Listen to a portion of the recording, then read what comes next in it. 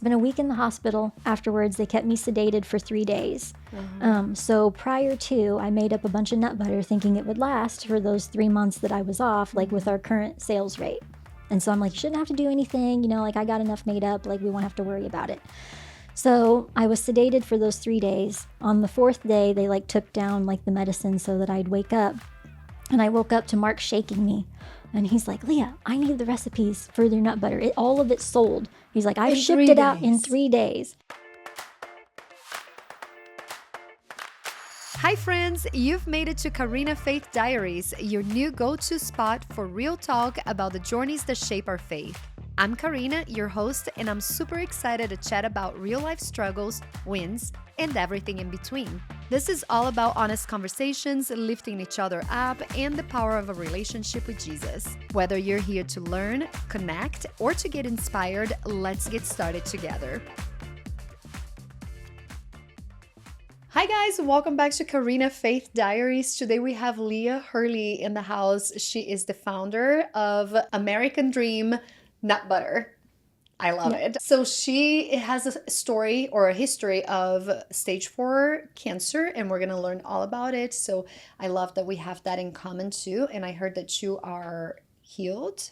Okay, which that gives me a lot of hope. And I know a lot of you are going through some kind of something diagnosis like this. And that would be, I'm praying that it will be encouraging and awesome for us to hear Leah's story. So welcome. Well, thank you. Yes, I'm happy to have you here. Are you the only child? Do you have siblings? Or I have 9 brothers and sisters. I'm the baby of 10. Wow. And I was actually raised by teenage boys. Like my teenage brothers raised me, took care of me. My dad worked all the time. My parents got divorced. No, my dad worked at Ford. And then my mom, she just had like a bunch of jobs, once her and my dad got divorced. Yeah. So she worked a lot, and we lived with my dad, but he wasn't ever there. Yeah. Like, because he worked so much. He worked like 14-hour days, 7 days a week. Wow. And had an alcohol problem. So like when he was there, it's like it wasn't a good situation. Yeah, so it's almost better that he wasn't there. Yeah. And so I think that's what's made me like how I am now, like so resilient, is like how I was brought up. There was a lot of different elements going on, not always like having food to eat, not always having like anything to drink but water, like out of the tap, that kind of thing. Or eating pizza every night for dinner because I had my brother's girlfriend worked at a pizza place and we could get it for free. Wow. So we had pizza all the time. So I'm like, I will never eat Pizza King pizza ever again in my life because I'm just you done. Had to share. Yeah, I'm done. I just love that God can use all of that to shape us, right? Yeah. It's like in the moment, it's probably awful to live through that. But looking back now, Well, the funny thing is, I didn't notice that anything was strange. Really? Because when that's all you know, like my parents got divorced. My mom left when I was 1. Wow. And she told my 14-year-old brother to take care of me. Wow, and so he did. Like my siblings dropped out of school. Like my brothers didn't finish high school. They either got jobs or one of them took care of me. He's like my parent, Wow. So yeah. It just makes you like I said, I didn't think anything was different. I thought that that's how everyone lived. Yes. And so until I got older, or went to a friend's house and I'm like, this is strange. You have a mom and a dad, like both here. You have a bedtime, like they tell you when to go to bed and like there's always food, like they cook you dinner. Like this is weird. Yes. Wow, that is different. Yeah. But I mean, so what I take from that is like, bloom where you're planted, And so, no, I didn't have like the best childhood, but I am so grateful to my brothers for what they did because I look at my kids that are their age now. Like I have a son who's 14 and I'm like, I could not imagine leaving and being like, here's this 1-year-old, take care of your sibling, and like, that's a lot, yeah. Especially for boys too. Because mother, I feel like women has this. Most women have a motherly instinct, and to ask that of boys, that's pretty remarkable. Yeah, and so, and my brother, like he's very like they're sensitive, and I think because of like how they grew up and stuff like that. So he always tells me that it was like one of his greatest joys was to be able to take care of me, and like he doesn't regret it. Made him a better dad. He has 2 girls. It made him a better dad to like have practice. Like I was his first pancake. Oh my gosh. I'm like bawling already. Yeah, so That is so sweet. pretty amazing when you think about it. And so, like, I'm glad, even though, like, looking back, or like you go to therapy and like I tell like a therapist my story. I had one of them say, I'm going to need a few minutes to process that. And I'm like, take your time. I'll be here when you're ready. I'm good. Wow. No, I feel the same way. I'm just like, I was not expecting that. So that's incredible. Like, what a incredible human being. And you guys, so I'm assuming you all have a great relationship then. Yeah. Yes. Yeah. He lives in Texas now. Okay. But we still stay close and talk all the time. And, So would you say that he was like a lot like your father figure? Yeah, Or- I call him like my mother figure, Oh, actually. yes. Like, my dad did stop drinking. Like, he retired when I was 13 and he stopped drinking. And so then I did get to spend a lot of time with my dad Oh, great. because he was like around a lot more and like, sober and all those Yeah. things. And so I did get to end up having a better relationship with him and my mom too, like once I got a little bit older. Okay. She came around then. Yeah. Okay. Like I found out later on because like they kept a lot of things from me when I was little so that I wouldn't know. But I guess she had said in the divorce decree that she wanted me back when I was easier to take care of. Oh my gosh. I'm like, I didn't find that out till I was an adult, Wow. but I look back and I'm like, oh my gosh, like, yeah, Yes. not that I was a brat, but just that I was little and she had a bunch of jobs because Sure. like I did ask her about it and she's like, well, I was working 3 jobs at the Yeah. time and like, It's and I'm hard like, to take. I know, I don't get it. Yeah. Because like 'Cause I'm a we're mom too. moms, Yeah. yes. And I work 16-hour days now with the business 7 days a week. Yeah. Before that, I was an ultrasound tech. I did 3 12 to 14-hour days and every Saturday. And you still did And I not prevent still, you I to... homeschool my kids. Like, What? yeah. Oh my gosh, you're like They're an like overachiever. my everything.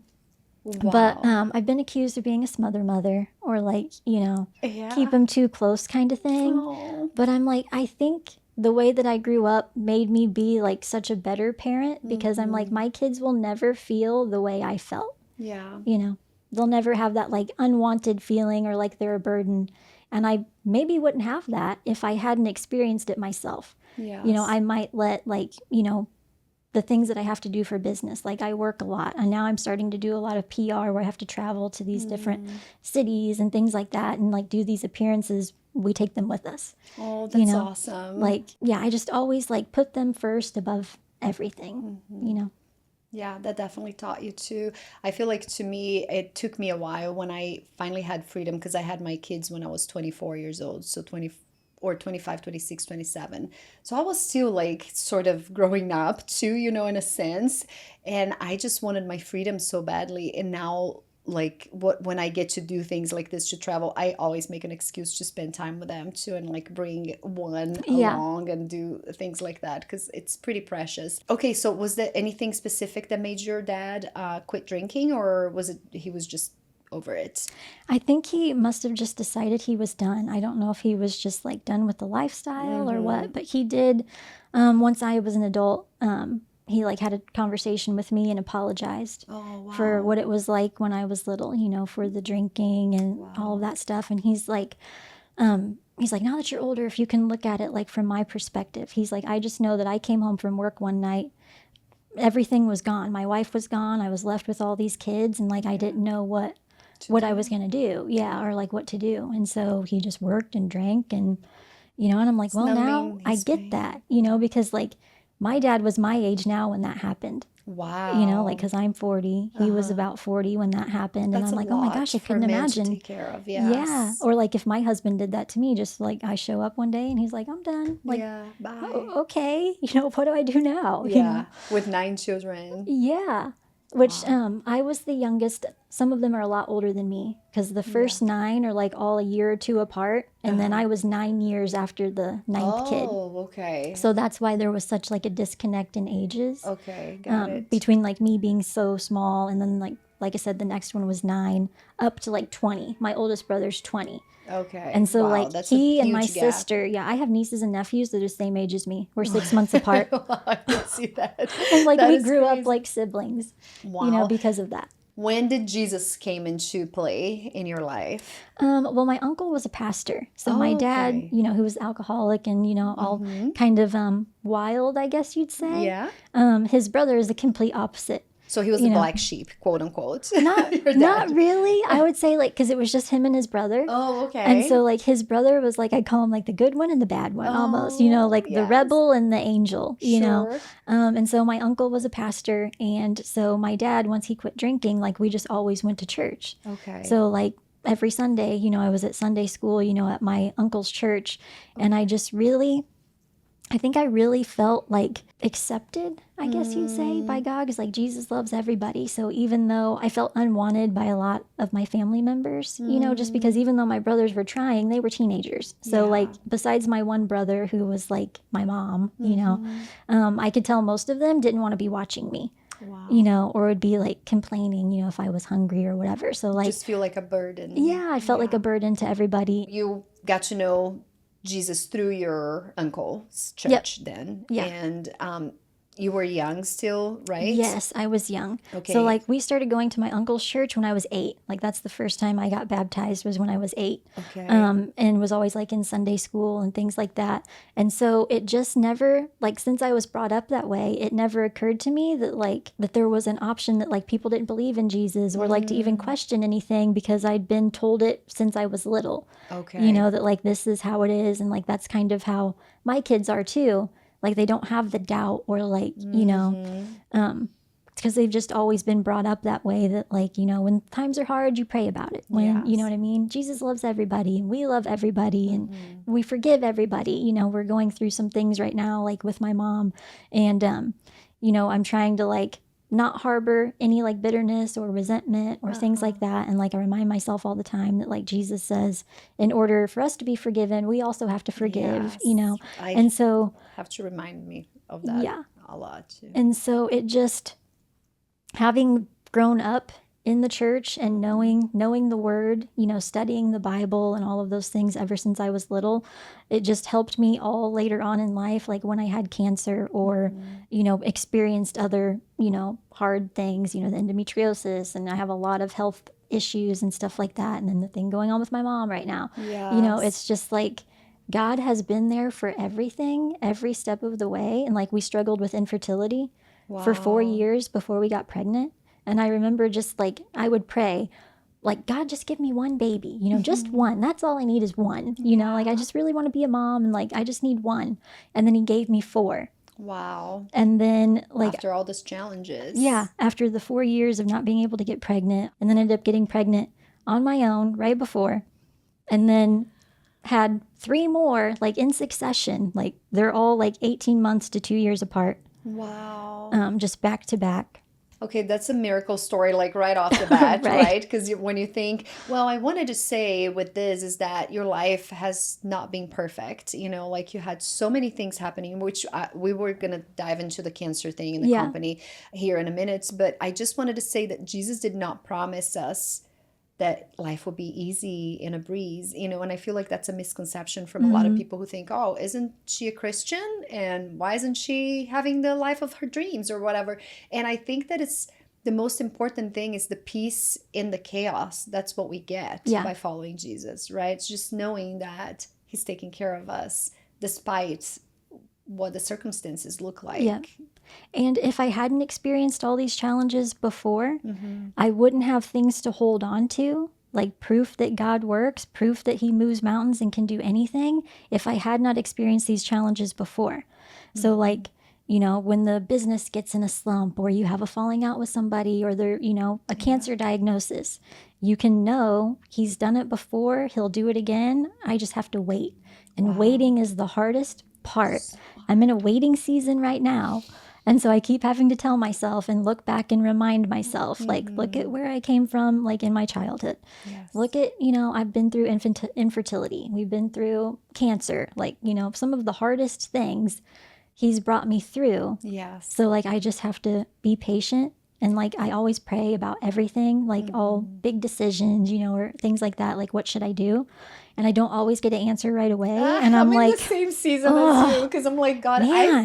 I've been asking you for this I'm one like, for I've a been long good. time. Like, I know. come on. So like, and I just need an answer. Like, I need a direction I'm for like, something, yes. and he hasn't been very clear. I know. I'm like, even if it's a no, like Yes, at this I just need to point, know. if it's a no, just tell me. Like, Yes. come on.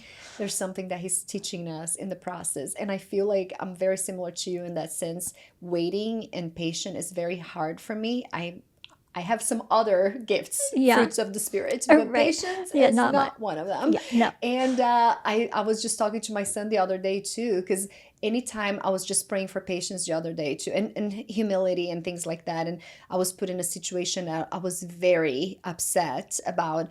And the type of thing that like my blood was boiling and I wanted to say something and he prevented me from saying something. And I'm glad that I didn't, because if I had in that situation, it just wouldn't have been Yeah, it wouldn't have nice. added anything to It it. wouldn't. Yeah. And it would make me look bad too. And I was just like, Lord, thank you so much. I can see now that the situation that you put me in is what I've been praying for. Yeah. You know, like give me patience. And he's like, here is an opportunity for you to exercise your patience. I'm like, That is so funny because like I had when I did ultrasound, I had a boss who like was really into her faith too, and she always told me never pray for patience because God's gonna give you what you ask for. She's like, and it's never good.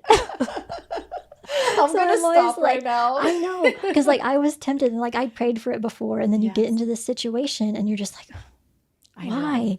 And it's just like, would I ever be good at? Because can we possibly have all the gifts? Of Yeah, this? you can't have all you of them. can't. Yeah, Exactly. too. Like maybe patience is yours. Mine Yes. is no sense of direction at all. I'm gonna call that. Yes, that's good. So then, okay, you guys had issues with infertility, and then ended up getting pregnant on your own, which is incredible. Then 4 kids. When did this cancer come about? So I had cancer for 10 years and didn't know it. Oh. So I got pregnant at 24. Okay. Right before I got pregnant, I'd had a surgery to remove a cyst. I had a cyst the size of like a grapefruit. In your ovary? In or- my ovary, Okay. yeah. And also endometriosis, which was one of the things preventing me from getting pregnant. So they went in and to remove the cyst and then endometriosis. And my husband said they came out and told him that her appendix is enlarged and inflamed. We think it's about to burst. We need to take that too. And so he's just like, okay, you know, like when I woke up, they're like, oh, we had to take your appendix. And I'm like, okay, never thought anything more about it until it was like, when was that? 2018, I got diagnosed. And so like for 5 years prior to that, I was really sick. Like I couldn't eat anything but turkey and rice and nut butter. Because everything I ate made me sick. So I started cutting out like the normal offenders, cut out dairy first, then I cut out gluten, then I cut out all like FODMAPs, which are like not easily digested carbs. Then I cut out all fruit, all vegetables. Like, you know, I Wow. was down to turkey, rice, nut butter, and water. Like I That's couldn't drink crazy. anything else either but water. And I had lots of other symptoms too. I was having anxiety attacks that I'd never had before. I had like where I was sweating really bad, and like I don't sweat. Like I don't have to wear deodorant. Like, and if I go outside and it's hot out, my body doesn't sweat, so I just feel like I'm gonna die. So like I don't do the heat because I don't sweat Wow. to like, you know, get like That's to not a regulate good your body thing, yeah, temperature. 'cause you need to eliminate it's not a good yeah. thing. But it was abnormal for me to be so sweaty and like stinky. Like to be Yeah. completely honest, it was like stinky sweat. I'm like, something is not right. Yeah. So it wasn't until, you know, a couple of years later that like as they're, you know, doing blood work and everything was normal, doing all these tests, everything is normal, I finally started having pain in my abdomen. And I'm like, I'm just going to like illegally scan myself because I was an ultrasound tech. Oh my gosh. So I'm like, that's I'm just going to take a hilarious. look and see, like, I think it's maybe my gallbladder. Yeah. And my doctor wouldn't order a test for it. So I'm just going to look. So I put the probe down and I see this mass and there's all this blood flow to it and everything. So I'm like, crap. Like, I know what that is. Yeah. So I took it to my radiologist and he was like, this isn't you, is it? And I was like, well, actually it is. And he's like, well, I think you have stomach cancer and you need to call your doctor and order this test and this test and this test. So I'm like, oh my gosh, like finding this out at work, you know? Oh my 'cause I'm- gosh. No, it makes me yeah. crazy that the doctor wouldn't order an ultrasound. Like this is something so simple too. Yeah. Yeah. because they just like they kept chalking it up to IBS and anxiety attacks and like Anxiety doesn't they come wanted from to put nothing. me There's a reason. like they just kept wanting to put me on medicine, and I'm like, I'm telling you, it's my not normal for me to be this way, because like, and my husband's like, yeah, like anxiety is not her thing. Like he would always say she has I don't give a crap Yes. itis, because like I don't care about things I should, because I'm just like, Yes. it'll work out. That's me. Yeah, Yeah, it'll be too. all right. Wow. So he knew it was not normal. And it's Yeah. sad that they wouldn't listen to you too. Yeah. Like we know better. It's Right. our body. Yeah. And Wow. so I found the mass. He thought it was stomach cancer. They did all these testing, did a biopsy, and it turns out it wasn't stomach cancer.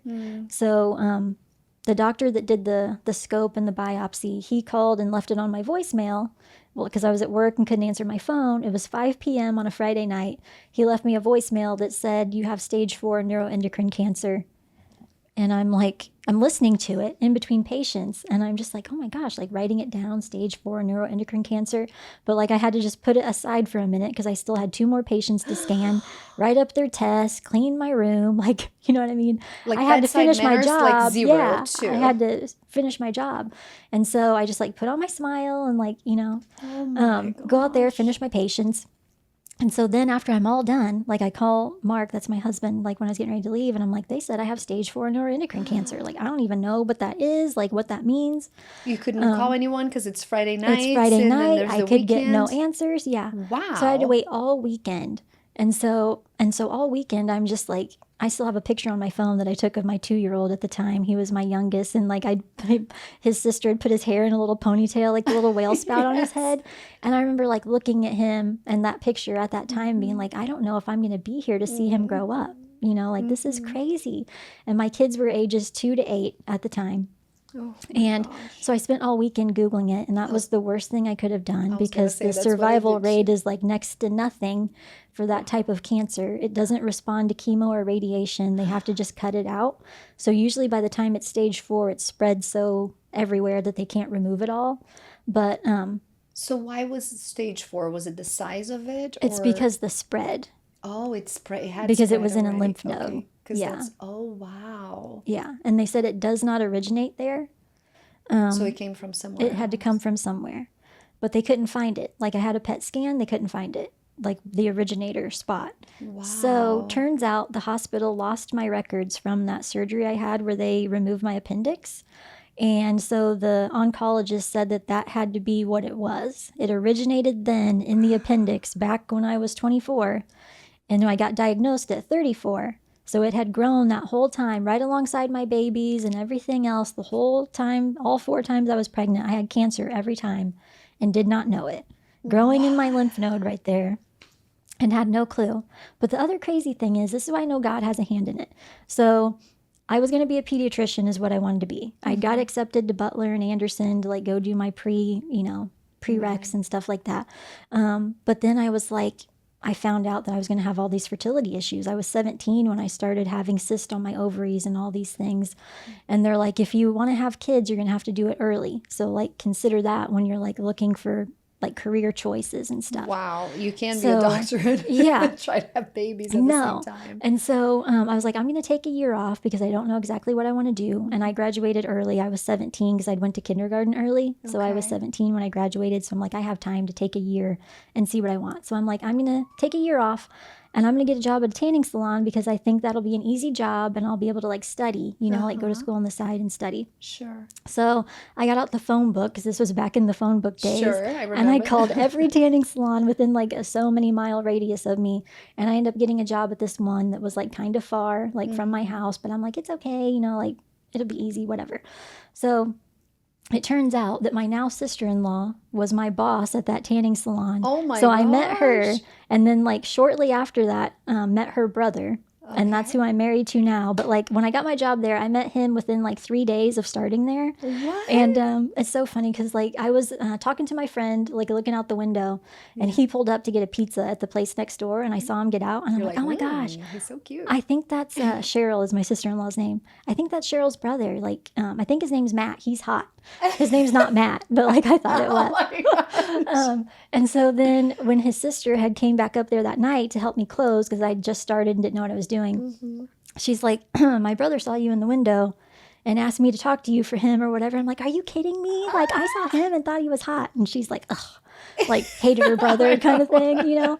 But so then he came up there the next night to like meet me and then walk me out or whatever. We have spent every day together since. Oh my Like, gosh. we have not been apart even for like a night, even though we've had to go, like, he went and did some trainings, you know, at some point. He would drive 2 hours each way so that we've Wow. never spent time away from each other.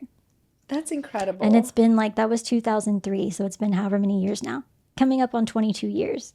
Okay, I love honey buns, but I love my nights alone too. We were just talking about this the other day. I'm like, he's away now for spring break with our son. And I'm like, I just love, because I'm never alone. And he said, I enjoy my solitude. And he's like, honey, that's because you're never alone. And that's true. You know, I'm like, I need to recharge my batteries. But that is really impressive that you guys are that tight. Yeah, he's downstairs waiting for me now. Oh my gosh, that's so cute. And we work together all the time. And I think, and like, yeah, we fight like normal people fight, you know, sometimes and argue, but like we'd rather be together than apart.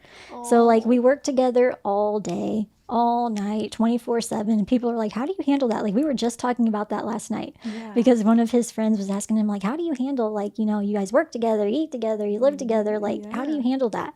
And he's like, it's so crazy because like we don't even think about it because whenever we're apart, it seems not right. Wow. Like everything's better when we're together. And like I could be like, you know, I have a lot of health issues and stuff like that. So like, let's say he's gone, you know, working, like, cause he goes and works at the shop a lot. I work mostly from home now because like as the CEO, I have a different job. Sure. And so he manages the shop a lot. So like he'll be gone and be there. And I'm like, man, my stomach is so messed up today. Like I just don't feel good. And then as soon as he's home, I feel better. Oh. And I'm like, how is that? That like me feeling good is dependent on you being here. Like, oh, I love that. Okay, so then you get this news. That's awful things that, I mean, just the doctors. I hope you didn't stay with this doctor because well, no. And I was gonna say fired. That's what I was saying. The crazy thing was, so I met my sister-in-law who told me, you know, you should do what my cousin's doing. She's an x-ray tech. All she does is push a button and makes a lot of money. Oh, nice. And I'm like, okay, Sure. I'm going to look into this. Yeah. And so I went and job shadowed, and like I had ultrasounds before because I had all like the cyst and all those things on my ovaries. So I'm like, it'd be pretty cool to be an ultrasound tech. So I went and job shadowed, and I'm like, oh, this is neat. But to get into the program, like 1,000 people apply, they take 10. Oh. So I'm like, man, I don't even know if I'll get it. You know, like I probably won't. But if I get it, then that's what I meant to do. And if I don't, then I'm not. So I got in. So I'm like, I guess I'm being an ultrasound tech. Like it wasn't even like, you know. It just like it just happened. Yeah, I guess I'm being an ultrasound tech.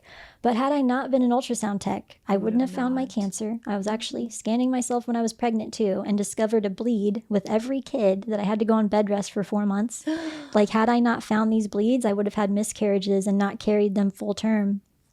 That's insane. Yeah, because they'd put me on bed rest, and then as soon as I would get up to do something, like they'd take me off at 37 weeks, I'd have the baby at 37 weeks. So like I pretty much spent like the whole pregnancy almost like laying down.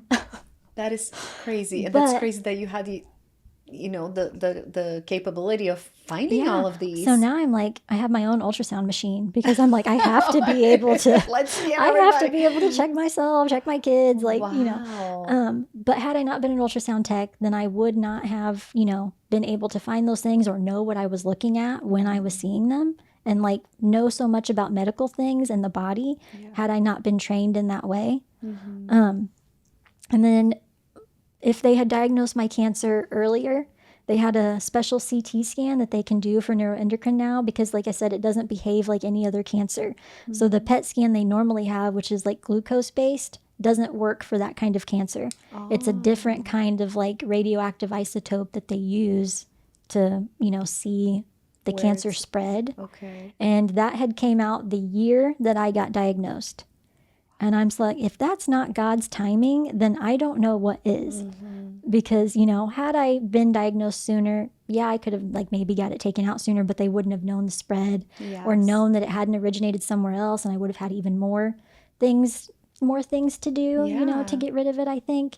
And then also butter never would have been born. I would never have had this business and I hadn't started making nut butter for myself and had all these food challenges and things like that. So yeah, walk us through that. So you found out that you had it, and then how was life after that? Like, Well, I had already started the nut butter business before I found out I had cancer, like shortly before. why? Because of your all of your issues, Yeah, like so I was stomach. making the nut butter for myself because I had all the food issues, and I figured out that I could make the nut butters taste like dessert. And so, like, I didn't need to eat cheesecake and then feel bad or eat a brownie and then get sick. I could Yes. make my nut butter taste like that. How? And Just by still, yeah, by the different like ingredients, flavorings, and protein and things like that I add to it.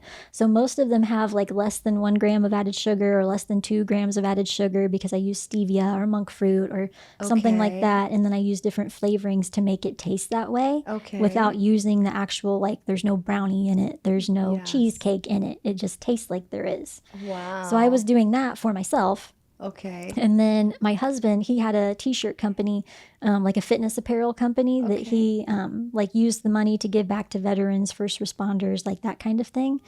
And so we were really in with like bodybuilding people, like and would go to their competitions. We had a lot of friends who were bodybuilders. Like one of them's Mr. Olympia right now. Wow. Is like a friend that we've had for like the last 10 years from having this t-shirt company before. Wow. But at any rate, he's like, I think that you need to take this to one of these bodybuilding shows. Our friends would love it, you know. And I'm like, no, nobody will like it. I don't want to do it. Like, I'm that kind of person that's like, blend into the wall, you know. Like, I don't want to do that. So he and a friend took it without my knowledge to a bodybuilding show, and everybody loved it. Like, we didn't even have anything for them to buy. He just took it to like for them to try it. Simple. Yeah. And so then they started like calling me or DMing me on Instagram, like, can Wanting I to come to your order. house and you can just fill up a mason jar? And I'm like, okay. So that's how Wow. it was born. Like, it started in my basement. I have a kitchen down there. I have a son with a peanut allergy. So I would always make it in our basement kitchen. Like, we have an in-laws apartment kind of thing. Sure. So I would make it down there so that it wasn't contaminating his food upstairs. And so people would just show up and I would do that, or they'd message me and be like, you know, can you make one that tastes like my favorite Starbucks drink? And I'm like, I'll give it a shot, you know, and then I'd ship it out to them. Wow. And they love it. And they loved it. And so then I found out that, like, if you're going to ship, like, within the United States, you have to have a commercial kitchen. So I'm like, well, crap, like, we're done. You know, you need a commercial kitchen. Yeah. And my husband's like, hold on, you know, let me look at some things or whatever. So my wingman, you know, he goes and he finds this place that we could afford to turn into a commercial kitchen. And it was a lot of money, like, for us then, you know, it was $4,000 a month. And we're like, oh my gosh, that's 4 times what we pay for our house. Like, how's this ever going to work? But then it did. Like, God gave us the funds for it. You know, like, we ended up, you know, being able to get it. Because Mark's like, well, let's just try it. You know, we have the money to try it for a month. Like, let's see where it goes. And then, you know, we sold enough that it paid for it.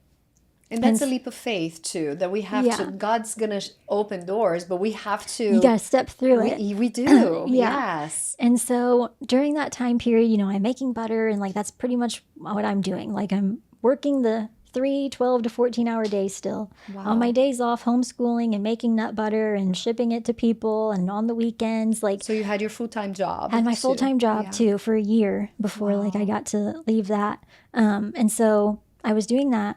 My dad passed away that summer that I had started butter. Wow. And then I found out I had cancer in November of that same year, And what was the year? 2018. Okay. And so that's the same year that I found out about my Really? cancer. Yeah. oh my gosh, that's Crazy. wild. I know. Yeah. And I had an appendix surgery too that wasn't like, I know there's so many similarities to our story. I'm like, I need to start a nut butter business. Yeah, that's crazy. No, but yeah, well, my business was a leap of faith too. Yeah. You know, it's just so interesting to hear that.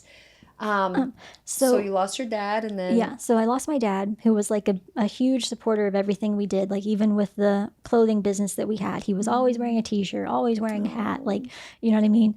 Actually, when he passed away, that was one of his things that he had in the hospital. Like, when they were getting his things, was his hat from our business. So that's like the one thing that I have from him is that hat.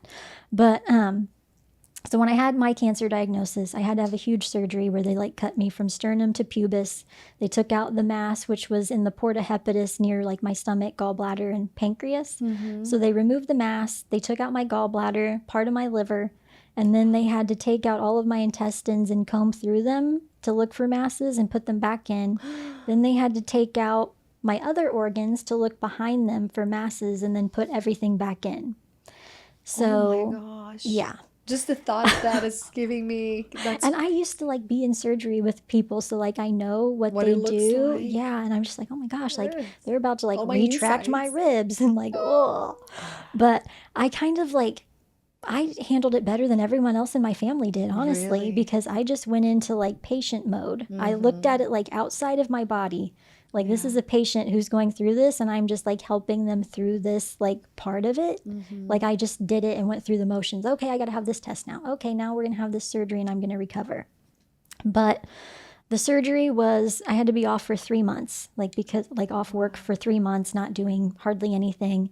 My husband had to be off too because we have the 4 small kids and I couldn't bathe myself. I couldn't walk. I couldn't get to the bathroom. For 3 months? For a few weeks, I was that limited. Yeah. I spent a week in the hospital. Afterwards, they kept me sedated for 3 days. So prior to, I made up a bunch of nut butter thinking it would last for those 3 months that I was off, like with our current sales rate. And so I'm like, you shouldn't have to do anything. You know, like I got enough made up. Like we won't have to worry about it. So I was sedated for those 3 days. On the 4th day, they like took down like the medicine so that I'd wake up. And I woke up to Mark shaking me. And he's like, Leah, I need the recipes for your nut butter. All of it's sold. He's like, I've shipped it out in 3 days. Okay, so let me back up. We were so like scared that we were not going to be able to pay our house payment, that we weren't going to be able to buy food. My friends at work were donating their PTO to us. Our neighbors were giving us gift cards to the grocery store. A woman that I went to high school with, like an old friend I hadn't seen in 10 years, got her church to bring us food from their food pantry because like we were that like destitute, you know, like that desperate in that moment.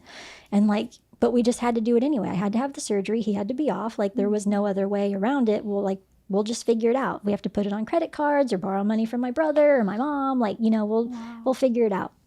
And so he wakes me up, you know, and tells me that all of that sold or whatever. And I'm like, oh my gosh, like I'm trying to write down the recipes for him so that he can go make it, you know, while I'm in the hospital.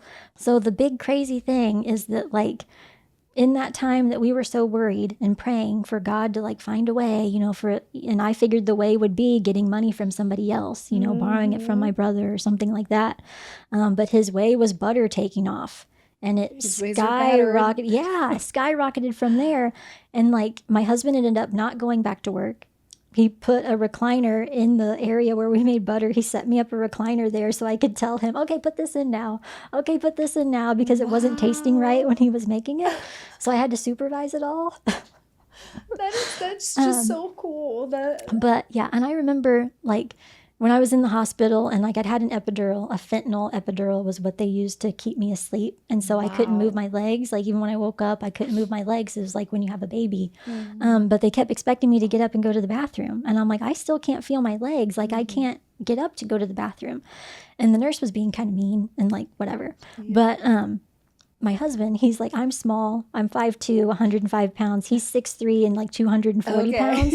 And so he just picked me up and took me to the bathroom. And the nurse was like, must be nice to just have somebody to carry you around like that. Oh my gosh. And I was like I'm you in the medical field. Not blessed with so good I'm like, doctors, yeah. It doesn't seem like. And I'm like, I would never treat a patient like that. Number one, that had just had this horrible surgery and had cancer and like, you know what I mean? All of these things. I would never be that mean to somebody. But I just looked at her and I was like, you know what? It is nice. And I hope you have that one day. Oh, you know, that's sweet of you. Brat. Yeah. But, you know, in the back of my head, I'm like, you know, but the Jesus in me is like, you know, be kind. But then I'm like, yeah, I'm glad we have Jesus too, not just because there's many times that I'm like, I'm gonna like bite my tongue. Yeah, not that. Yes. Yeah. So anyway, we come home and I remember this too. When I first came home, my husband came and he dropped me off at home and he left our 8-year-old daughter to take care of me until he got back from going to get the other kids from his mom and dad's. Oh, wow. So he brings in my youngest and he's almost 3 at the time. And he runs in, he gives me a big hug and he goes, I thought you died. And I was like, oh my gosh. He thought, since he didn't see me for a week and he was so little, he thought I died like his grandpa did because my dad had just passed away. Oh my gosh. So it's like... And then that's even now, still to this day, he's 9 now.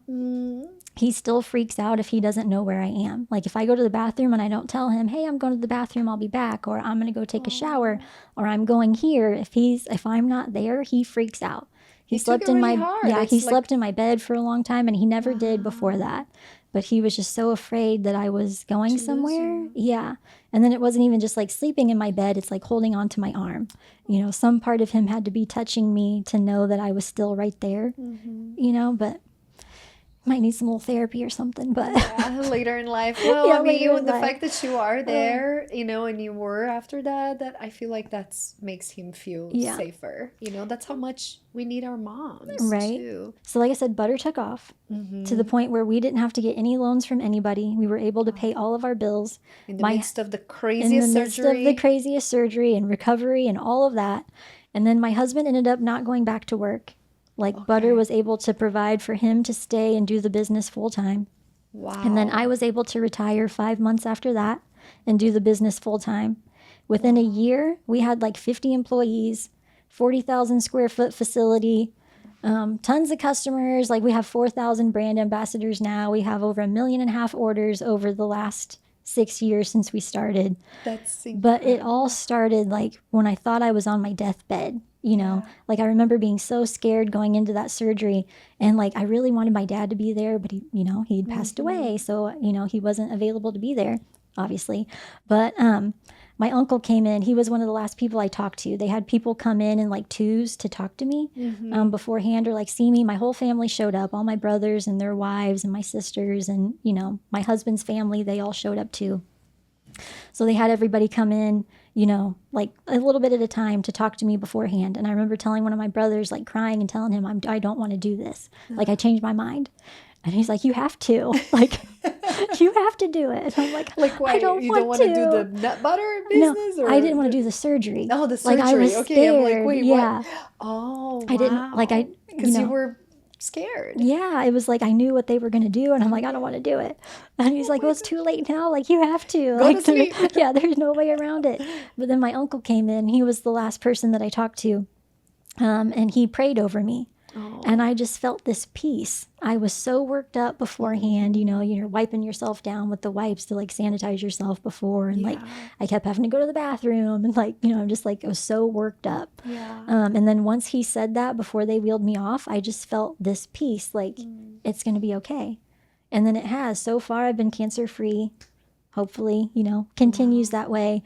They did say that at some point in my life, it'll most likely come back because I had it so young. And they're like, if you live to be 84, you know, most never likely it's know. going to come back at some point in your life. We'll just cut it out again.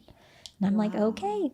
So I just get my scan so that if they see it, they can go back in and take it out again. Okay. So now you're getting what? Regular scans like once a year? Or? Once a year. Yeah. Okay. And it will have to be like that for ever? Or? I think for like the duration, Okay. I was supposed to get like if I would have been not as young as I was, I should have gotten scans every 3 months for like the first few years. Okay. But since I was so young, they did it every 6 months for the first year and then every year after that. Yeah. Okay. Because like too much radiation exposure isn't good over your lifetime. Yeah. So Wow. yeah. I'm amazed by how God worked in such a, you know, incredible way. And I feel like he works in such a way that it's like every time we pray for something, if it's a yes, like it's always like an amazing yes. Because like I said, I prayed for one baby and I got 4 amazing kids. Yes. And then the funny thing that I was praying for when butter, you know, became a thing, when I was doing like working that and, you know, working my normal job, I was also a personal trainer. I was really into health and fitness and like, you know, what I'm putting in my body, those kind of things. Yeah. So I was a personal trainer on the side as well. Okay. So like I was praying to be able to like work part-time. Like I knew I'd never be able to like be a full-time stay-at-home mom. Like it just wasn't going to be in the cards for me. So I was just praying that like, you know, Lord, let me have a little bit more time with my kids, you know? And so now he's done it on this level that's like, You're I get to CEO spend of all the this- time yes. with my kids. I'll get to leave them this business. Like my son is training under me to be a CEO, to be the CEO when I'm done. He's 14. Wow. Like he listens to my marketing meetings and he checks the sales every day and what we spend on ads. And like, he's really into like the financial part of it, like not so much the marketing, which is what I do mostly is the marketing, but he likes the budgets and like, He can be the CFO. Yeah, which that's what my husband is for me, because that's what my husband is for me girl. too. Yeah, I don't like it either, but like I have to learn to be like, because I have to like watch all aspects of everything. Yeah. So it's cool to see like what things they're into. And so like one of my kids, he's really into like making videos. Like since he was 6 years old, he's been filming his own videos, editing them, like has a YouTube channel, you know what I mean? Like, and we do a lot of videography and photography for our business. And we have another business that we do that for other people. Like we make commercials and like, you know, it's called American Mayhem Productions, but we do all the things that we do for American Dream, we offer for other people. Wow. We have a printing company where we make like banners, flyers, promo cards. We make our own labels. Like we do all of our stuff in-house. Like we have that vertical integration where we do everything for ourselves. And so now we offer those services to other people. So we kind of have like a business that will be able to give each kid based on what their interests are. Wow. That's just incredible. Like how, like you said, God takes in when he says yes. It's such a huge yes. And that reminds me of my leap of faith too. All I prayed for is like, God, I want to do what I love doing, which is fashion and beauty. And if I can just make the insurance, because for both of us, you know, being an entrepreneur, you know, we have to pay private insurance, and you have all of your, you know, I can't cancer get issues. it. It's it's same, because that's all I can have right now. Yeah. And so my husband's now 60, so he had to go on like no insurance wants to take him anymore. So there's all of those things. And I remember like wanting to get out of my job at that time. My husband had his own business, always had. And he's like, if you can make the insurance payments for us to have private insurance, then you have the go, you know, to do it. That was my prayer. God, I just need to make insurance money. Yeah. And here's where we are right now, you know, with this podcast, which, you know, I have my company, which is fashion and beauty lifestyle. And he gave me this space too, which is it's not a money making, but it's more than that. You know, it's really, like I like to say, it's my legacy. It's what I want to leave for the kids. It's this, you know, life-changing stories like yours is so incredible. And hopefully it will touch someone who's wanting to start a business, or someone who is in their quote unquote deathbed thinking that that's it. It doesn't have to be it. It doesn't. There's more, you know. And I will say too, like, that was the thing, like, it sounds drastic to be like, you know, you're on your deathbed and now you have like this big success. And I feel like success looks different for everyone because like we don't really have a financial success because we put everything back into it, or we have our American Heroes program where we're donating to veterans and first responders and shipping care packages overseas. My main mission in life is to be able to donate 10 million a year. And like, that's what God put that number on my heart for some reason. So this whole time, like this whole 6 years, my goal is to donate $10 million a year. Wow. And I want to do it on an individual basis. So like not donating to like the different charities that we do now. I love the charities we support, but we've been blessed to be able to help some people like just with our own money. Like we had this friend that we know who's a veteran. He had a son that had a terminal brain tumor. And he was having to travel, every day from New Hampshire to Boston. And so he was like 6 years old, I think, and he hated going back and forth, like the long drive and things like that. It is a lot. And his parents couldn't work because they were taking him back and forth, you know, and they had other kids too that they were like leaving with their grandparents. And so we took our kids to the store and we let them pick out things they thought that he would like to do. His name was Nash.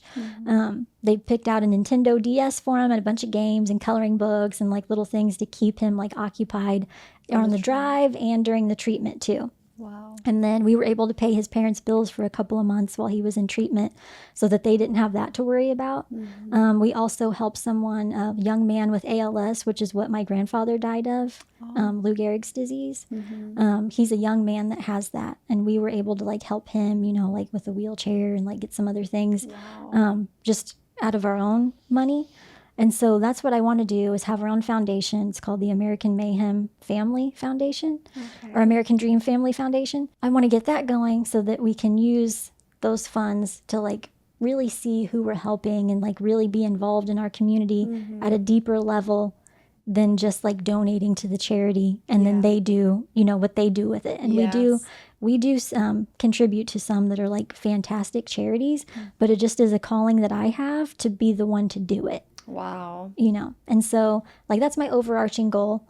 And so, like I said, if I was doing this for the money, I would have stayed in ultrasound tech. Oh, like absolutely. I made the really good money doing entrepreneurship that. is like, yes, it's like, it's in, like you said, it's so many ups and downs that sometimes you have low seasons that you're thinking, how am I going to pay my employees? How am I going to pay, you know, how am can I we gonna... pay the rent on the building? How are we going to pay the people? And so Yes. like, and that's what people don't see. That, No, like, they you only have, see the beautiful sides of it. Oh, it what must we be let nice. people see. Exactly, exactly. Yeah. But we still live in the same house we did when we were in ultrasound tech, and my husband installed garage doors. Like, we love our house, we love our neighbors, so we just, you know, I feel the same way too. have stayed there. Yeah. And we just, not that we give it away, but it's like, that's what I feel like my calling is to help other people. Yes. And so I was really scared to leave my job, actually. My husband had to make me. He's like, if you don't quit, he said, I'm either calling your boss and telling him that you quit, or Butter's done. He's like, I'm not doing all this. Yeah. He's like, you can't do both anymore. Yeah. And so I'm like, okay, like, I'll do it. But like, I got so much, like, it just felt like that was so much a part of me. Like, my job, my self-worth was completely tied up in my job and helping people every single day. Like, I was diagnosing people's cancers. I was, you know, telling them that their baby didn't have a heartbeat, or that it did, or it's a boy, it's a girl, you know, like, I felt a lot of like joy from what I did. And, you know, I'd have a patient come in who was just the biggest grump. They were having like, you know, the worst person. And I'd just be like, I'd put my smile on. I'm like, I'm Leah, I'm going to do your ultrasound, you know, blah, blah, blah. I would have them completely turned around by the time it was done, that they were like, you know, thank you, I was having the worst day. And I'm like, oh, really? I couldn't tell. I was going to say, I could tell. Yeah, no. I couldn't tell. You were great. Like, but see, you are helping people in such a different way now. Yeah, you know, you're like still really... on such a bigger scale. Like, we have people who've lost hundreds of pounds using our products. Or I had a mother write me a letter saying that I helped her daughter survive. She was in the hospital, anorexic, on a feeding tube, and afraid to eat any food except for our nut butters. She gained 30 pounds and was able to leave the hospital and like has a thriving life. Like, her and I became friends. Her daughter, she's a brand ambassador of ours. And so we would talk all the time, because like, I also have had anorexia and this thing called ARFID, where it's like avoidant restrictive food intake disorder, where it's like you're afraid of food because like everything made me sick. So then it made me afraid to eat it. Like, even after cancer made me afraid to eat it. And so she has the same thing. So we would be texting each other back and forth. Like, I tried a new food today. The bloating's unreal, you know, and she'd be like, try peppermint tea. And then I tell her, okay, you use a heating pad. Like, that helps me. Oh my gosh. And so now, like, now I just saw, like, because we still follow each other and like talk occasionally. Like, she's has a boyfriend. She's traveling all around the world. And like, she's kind of like me, was like almost on her deathbed, like in the hospital on a feeding tube. And like, it's not just the products helping people, but it's this like family that we've built of people who are like closer to me than my actual family, just from this, like, we call them the butter fam, but those like ambassadors or the customers, and you get to know each other. And because you guys are so generous, you know, and that's what he wants ultimately. He doesn't want us to have successful businesses so we can fill our pockets with money, you know. It's like just being this not a reservoir but a river, right? And spread the blessings. And I mean, that's got to be such an incredible feeling to be able to know that you've really helped someone in that level. It is. And I will say too, like you said, that God doesn't promise that we won't have hard roads or stuff like that. I actually feel like you have a harder road when you're a Christian, because the devil wants to attack. Oh, yes. So then I'm like, I know I'm onto something here, because he is like attacking majorly, you know, like even today, you know, supposed to come be on this podcast. I've been so excited about it, because we have so much in common, so much alike. And there's nothing I like more than talking about God and what he has done for us. Like, it's my greatest thing is to tell my testimony.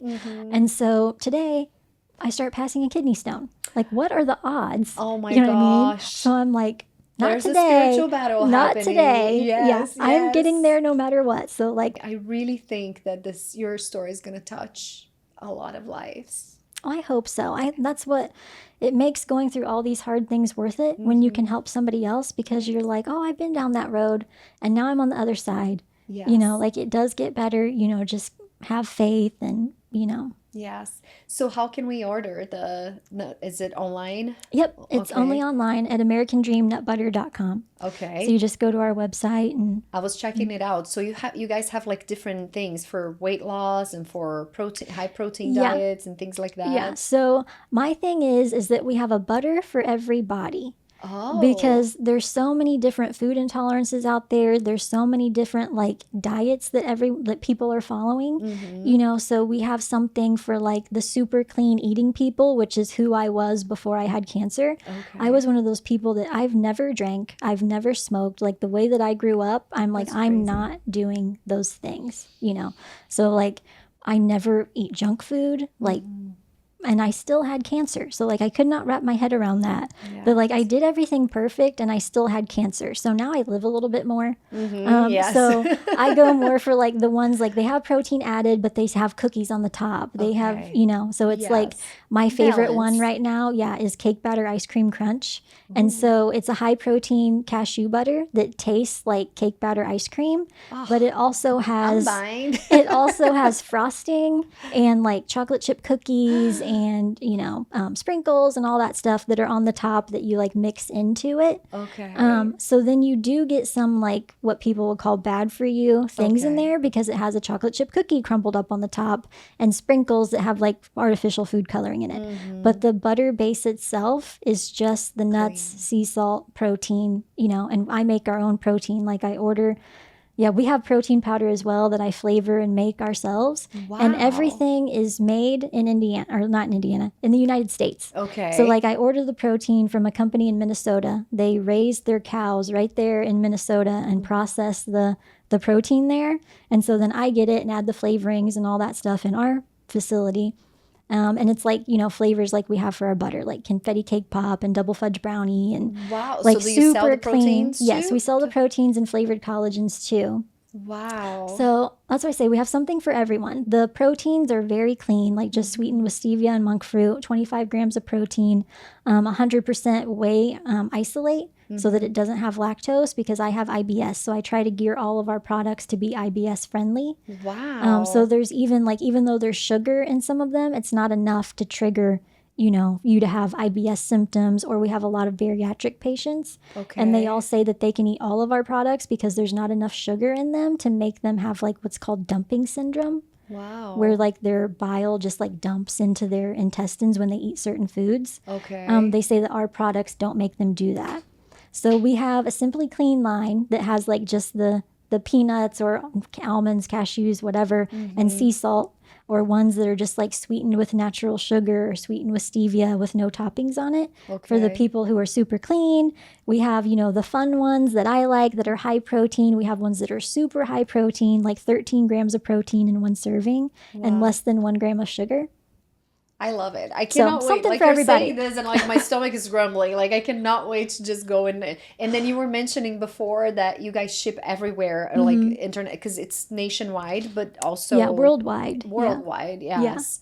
So you can ship, like you said, you ship to Canada a lot and Yep, Canada a lot and the UK the okay. most. And Wow. then Australia and like, we've shipped to Switzerland, Sweden, China, That is incredible. Thailand, like What a everywhere.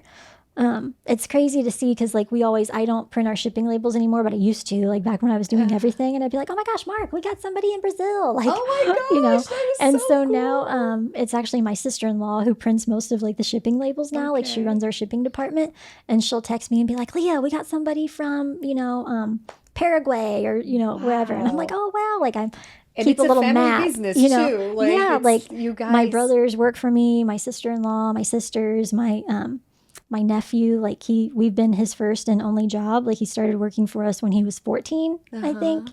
and now he's 20, Wow. and still works for us. I'm But yeah, amazed. I really am. Thank you so much for sharing thank you. your story. I just want to get up and go do more than what I already do because this is just so Hmm. incredible to know that, you did something out of your bad news. Right. Something incredible like this. And it gives you something to be thankful for your bad news. I feel like that's Yes. something that people need to learn, that like even though bad things happen, like bad things happen to everybody, you Mm-hmm. have to find a silver lining. You have to find something good in the bad or you're Mm-hmm. not going to make it. Yeah. Like if you just focus on the bad, that's all you're going to see is Or everything you're going to be bad. miserable, Yeah. right? Just live like a grump.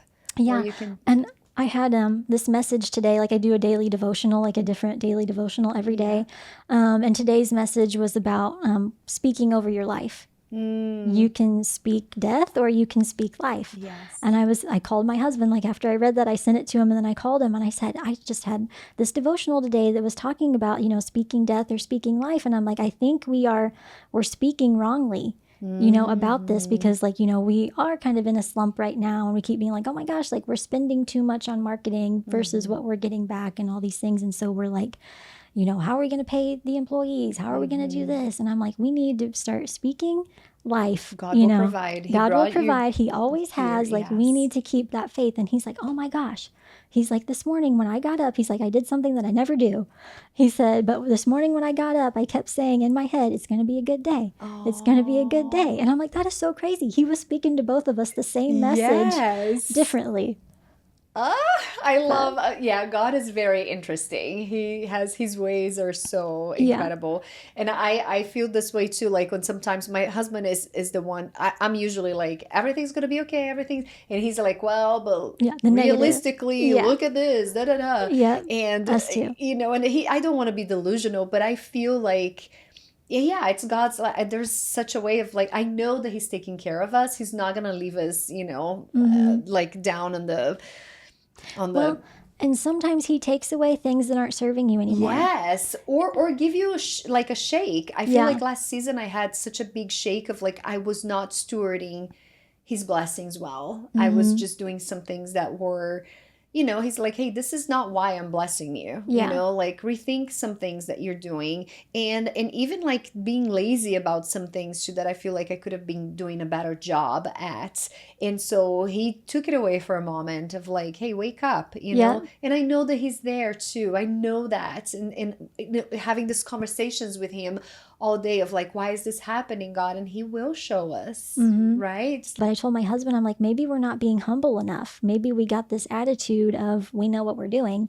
God's going to show you, no, that was me blessing you. And now I'm taking it away. Let's see how much you know. Yes. And I'm like, God, I don't know anything. No, like, exactly. Give it back. I know nothing. I totally relate with you too. Just get in this prideful moment. And the moment that we stop learning, I feel like we're dead. Yeah. Right? The moment that you don't want to learn anymore, which is, there's always something there, even if it's not something that we like or appreciate. It's like, there's always something to learn. And I do feel like also like with, where we've come now and probably where you are too, a lot of people give you a lot of praise. Look at what you've done. Look at how far you've come. Yeah. And I always turn it back. And I'm like, nope, God did this. I'm 100% sure. And they're like, but you need to take credit. You work hard. And then I'm like, I do, but God gave me the ability to work hard.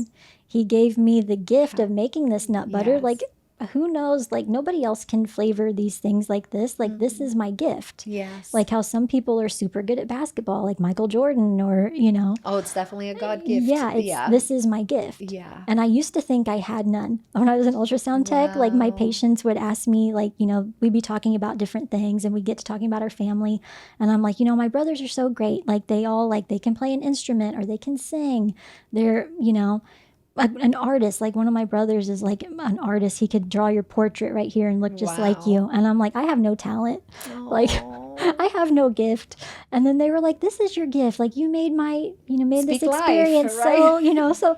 But it's so funny. I would say that I had no gift. And then when I could do this, I'm like, oh my gosh, I have a gift. Like, this is it. Amazing. It only took me 34 years to find it, but yes, but you found it. It's never too late. So that's like, just always like, if you have something that you think is like, oh, I did this, I'm super good at this because I worked hard and I learned. Yes, you did. Like, I don't negate that, but God gave you the ability to do that. Yes, 100%. Okay, well, thank you so much for being here. It has been incredible talking to you. Would you like to pray for us? Yes. Dear God, thank you for this opportunity. Thank you for me being able to meet Karina today. This was such a blessing for me. I hope it was a blessing for her too. I hope that you keep guiding our lives, guiding our business, show us what to do with our businesses and be good stewards of the blessings that you give us. Always keep you at the center of everything that we do. And we love you, and we would love you to bless everybody. And in Jesus' name I pray. Amen. Amen. Thank you. You're Thank you so welcome. much.